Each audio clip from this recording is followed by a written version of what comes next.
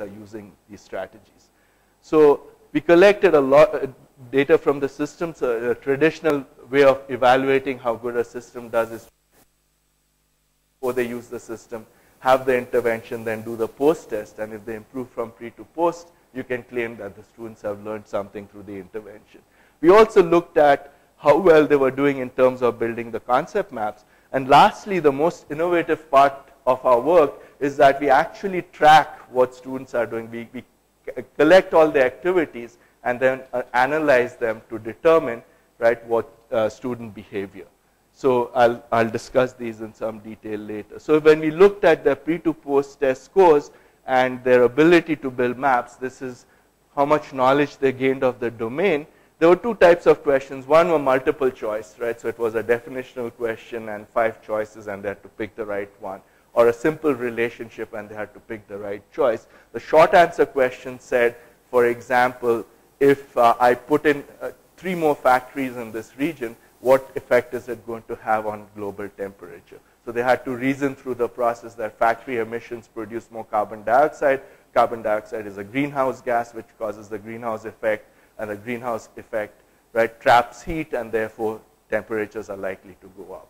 So they had to reason through these processes in answering these questions.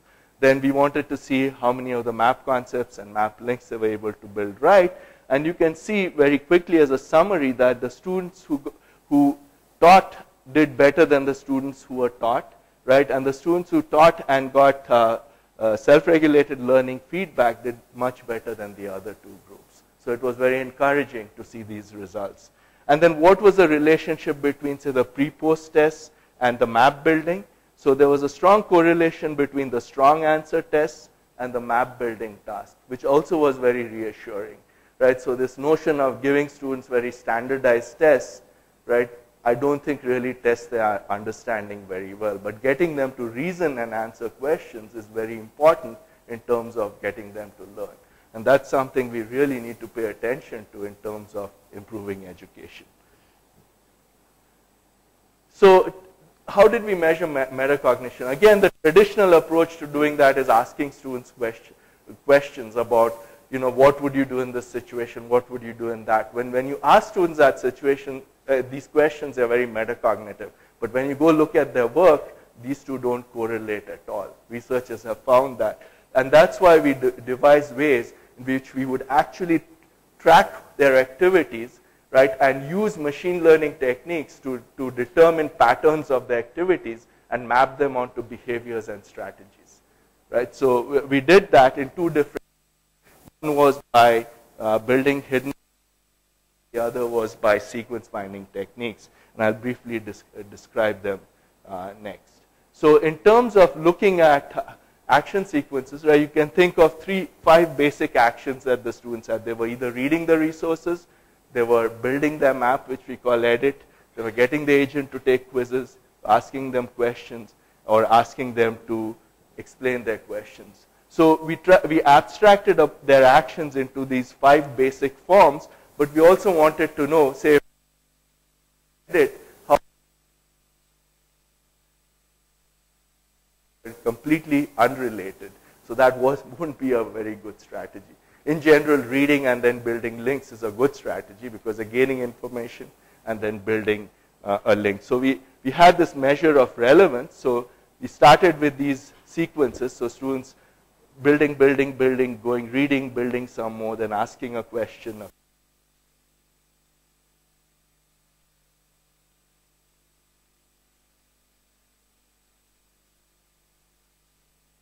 Any of 3 previous actions, we said that that action was related, otherwise it wasn't. So then this basic sequence that was just edit, edit, edit looked like this: related edits, all of a sudden an irrelevant edit, right? Then a read, right? Then what they did after that was not quite relevant to what they read, and so on and so forth. So when we analyzed these, right, and built hidden Markov models, you know, this is also very much related to Professor Raj Reddy's work. In the early 60s, they used hidden Markov models to build speech analysis systems that are very prevalent nowadays. So this would be a different application where we use hidden Markov models to analyze students' behavior. And so how did we do that? So there are methods, by machine learning methods, whereby you can take sequences of actions and build a model which is a state-based model. It says this set of sequences would correspond to a model which has, say, 3 states, right? And these are the output associated with each state. The output are the actions that you see a student do. So, for example, if I ran a machine learning method on these sequences, I might end up with 3 states and a number of transition probabilities between the states. What the algorithm doesn't tell me is what the states mean. That we as researchers have then to interpret on our own.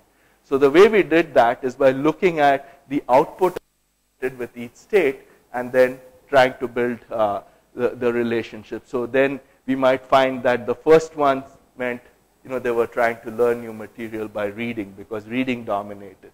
Second one may be building the map, and the third one may be monitoring or checking their map. So maybe an ideal student would do this, and they would do each one of these for some time, right, and then transition to the other. So when we ran it on the real data, right, for the 3 groups, these are the hidden Markov models we got. It's clear, right, that the students who were taught are using very few strategies. They're mostly doing reading, right, but then the editing they're doing is quite uninformed. But there are times when they are doing informed editing. So they are building parts of the map correctly, but they are doing a number of strategies that are not very useful because they're reading but not building things correctly. When we looked at the group that learned by teaching but didn't get the strategy feedback, they did something more than this group. They did check their map more often. So this notion of interacting with the agent seems to create some kind of a responsibility. So when they find that the agent is getting questions wrong, they spend a little more time checking their maps and trying to correct them, as opposed to if they were learning for themselves. So students say, what if I got 6 out of 10 instead of 9 out of 10? I could care less because the test doesn't mean much for me. But when you're trying to teach someone else, you seem to develop this social responsibility. Hey, my agent isn't doing well, or my friend isn't doing well. I'd like to help her a little more. So we see that effect. Now, when they got self-regulated feedback, we noticed that the monitoring strategies improved significantly. So the self-regulated feedback had a very good effect. So just to move on, right, so this is just a summary of what the different states meant. But let's move on to, so we did that, right? Now, hidden Markov models give you very high-level aggregated behaviors. It doesn't tell you exactly what the student is doing from one point of time to another. So we decided we would do much more detailed analysis by actually mining these sequences, right? So looking for frequent patterns.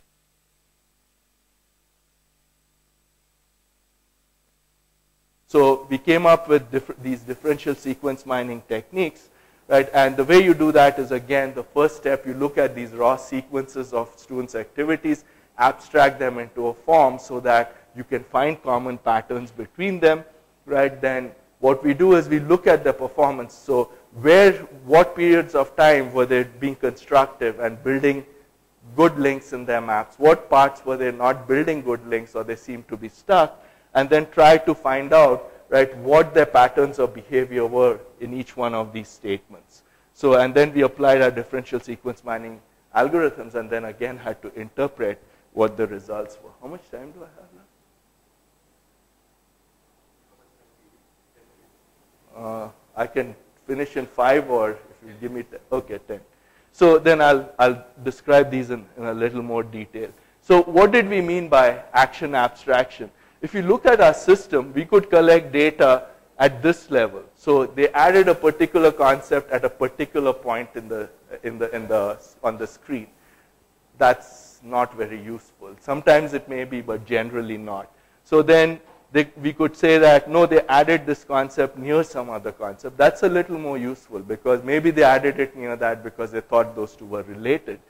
But if we stay at this level, right, it turns out we are going to get too many different activities, so it's hard to find common patterns. So we continue to abstract, right, versus where in the hidden Markov models we drop down to just saying, hey, they are editing their map. They are doing something to their map. In this case, we do a little more, right, where we say that they're adding either adding a concept to the map, right, or they're changing a concept in their map, or adding a link or deleting a link.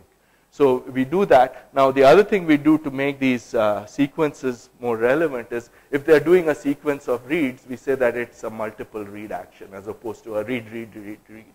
So that's how we start. Then we go through this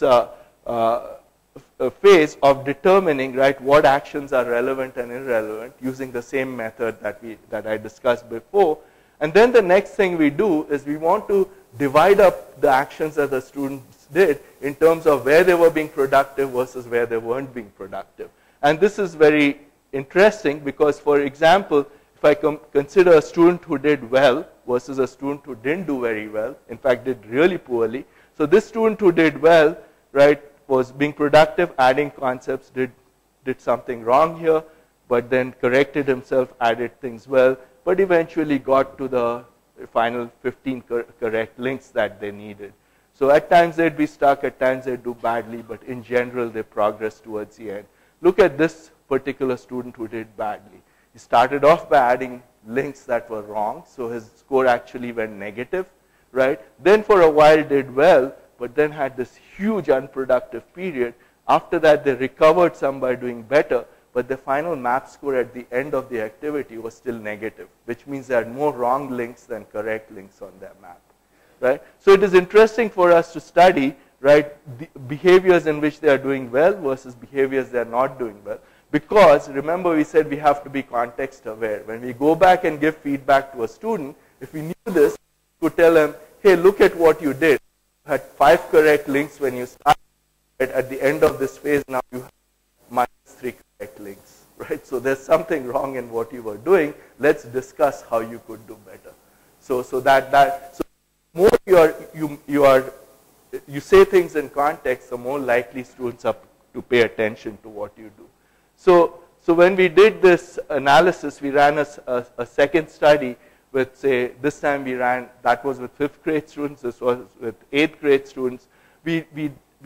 All of them used the same version of the system, but after they'd finished, we divided the students into 2 groups. One that did very well, so there were 15 correct links that they had to build. Those who built 11 or more correct we considered as good, and those who built less than 6 correct links we considered them to be low performers.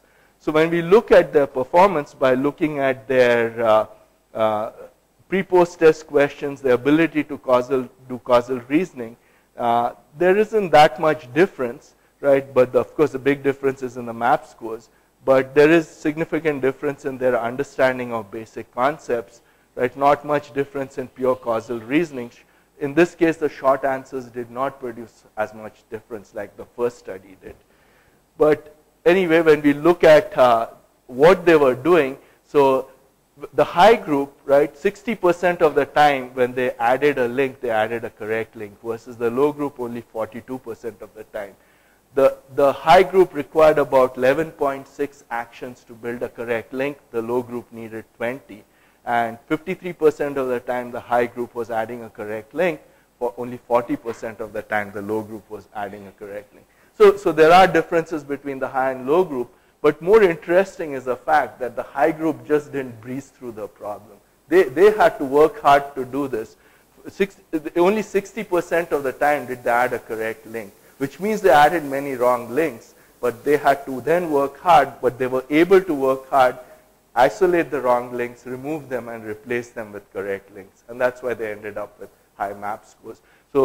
So it's a difficult task that they have to do, but they're able to monitor and thereby able to do better.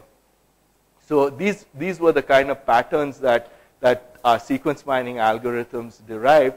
Right? So these patterns are ones that occur amongst a large group of students, but one group uses more of them than the other.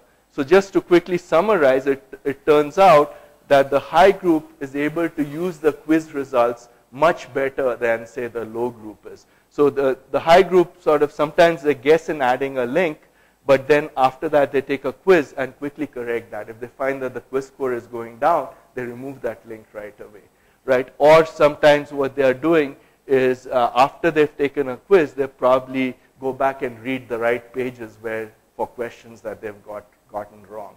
So they're able to use their read and quizzes effectively. Whereas the low group, if you look at what they're doing, they're taking quizzes too, like the high group is, but most of the reads they do after that are quite irrelevant. So it turns out, right, though the low group also read like the high group did, right, but their use of the reads and link to the quizzes wasn't very good at all. So this is quite fine-grained analysis that when we find this out, it's so much easier to go interact with the student and point out specifically why they are doing things wrong. Sometimes it might turn out that students fall back and teach them how to read science, right, and before they can go ahead and then build models in science. The other thing we did was, reading was more important. So using sequence mining, we can drill down further. So what we did was, for each read, we said, how did they get to the page that they read? Did they just look up the table of contents, right? Did they follow hyperlink one page to another? Or did they revisit a page that they had visited before, right? Versus, were the reads very short, or were the reads long enough that they could have read the entire page? And how was a read the first time they read that page, or a repetition? So when we did this and looked at the statistics, right, we found that the ratio of first to repeated reads for the high versus low group was pretty similar. 51 to for the high group was 51 to 49. For the low group, it was 55 to 45. So not very different, but a little different, right? The high group did more long reads than short reads, right, than the low group did. And in terms of relevant reads, again, the high group did many more relevant reads than the low group did. So when you do this kind of analysis, and when we look at the sequences, right, again, it turns out that the high group is able to go back and reread pages when they make a mistake in their map much better than the low group is. The low group seems to not do very well. They continue to do these irrelevant reads, which is very similar to the results we had before.